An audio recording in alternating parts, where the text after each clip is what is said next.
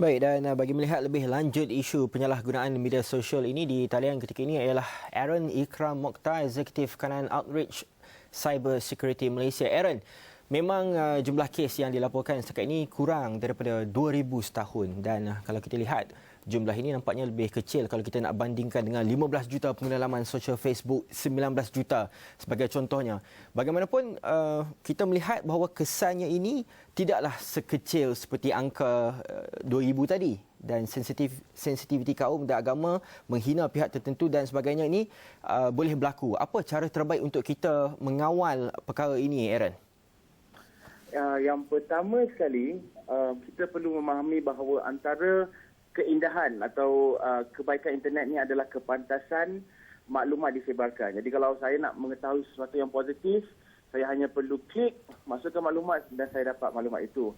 Tetapi kepantasan ini juga adalah kelemahan internet, di mana apabila sesuatu yang tidak diingini diletakkan di internet, ia akan disebarkan dengan begitu pantas. Jadi walaupun mungkin hanya sedikit kes-kes yang melibatkan contohnya macam kita ada kes yang pergaduhan dan sebagainya, kerana kepantasan internet itu ia disebarkan dengan lebih pantas berbanding dengan dulu.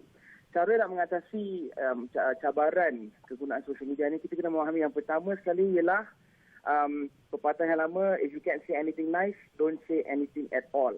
Jadi kalau kita rasa was-was apa yang kita cakap mungkin akan menyinggung perasaan seseorang, jangan letak di situ. Sebab apa-apa yang kita letak di internet, ia akan menjadi kita punya resume, ia akan menjadi kita punya CV. Kerana 80% daripada syarikat di US akan melihat latar belakang social media seseorang itu sebelum memilih dia sebagai pekerja. Dan ini sudah bermula di Malaysia dengan college-college membuat pemeriksaan latar belakang social media. Jadi walaupun anak kita mungkin dapat 10A, 15A, 20A, tapi kerana apa yang dipost di internet, dia takkan dapat masuk ke universiti yang diingini. Jadi kita kena berhati-hati di mana memang when in doubt, throw out. Kalau rasa was-was, rasa kalau saya cakap ni ada orang terasa kot, jangan letak.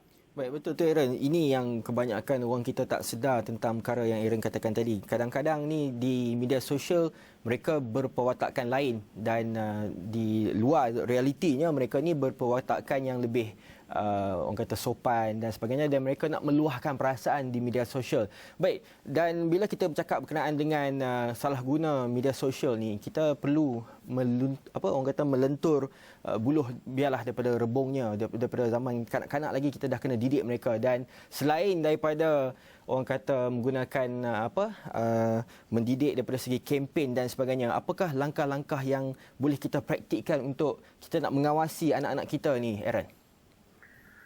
Nasihat yang boleh saya beri ialah nasihat yang mak bapak saya kasih, yang opah tok saya pun kasih. Sebenarnya nasihat yang kita boleh beri tentang menjaga kepribadian kita di internet ni nasihat yang lama. Bersopan santun, jangan cakap sesuatu yang menyinggung perasaan orang.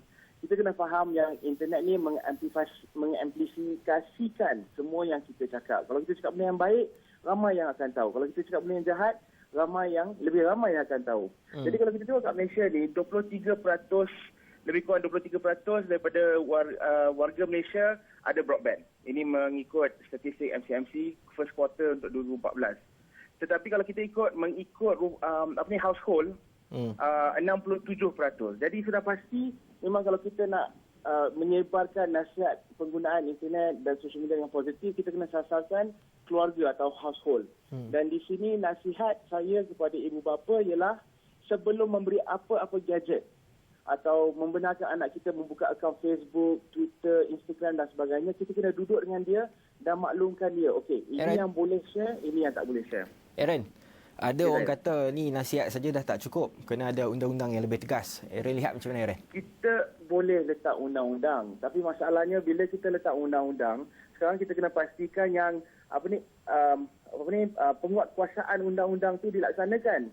Cakap kita tambah undang-undang tapi tak ada tindakan yang diambil.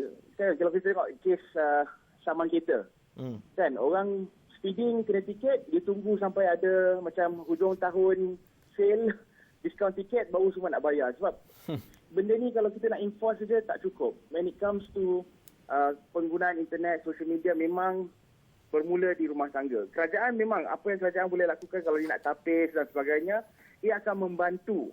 Tetapi kalau kita nak tengok perubahan yang mendadak atau peningkatan akhlak pengguna internet di Malaysia, kita kena bermula di rumah dengan didikan yang sewajarnya. Okey, baik Aaron, terima kasih Aaron kerana bersama dengan Awani 745 kongsi pandangan bersama kami Aaron. No problem. Terima kasih banyak.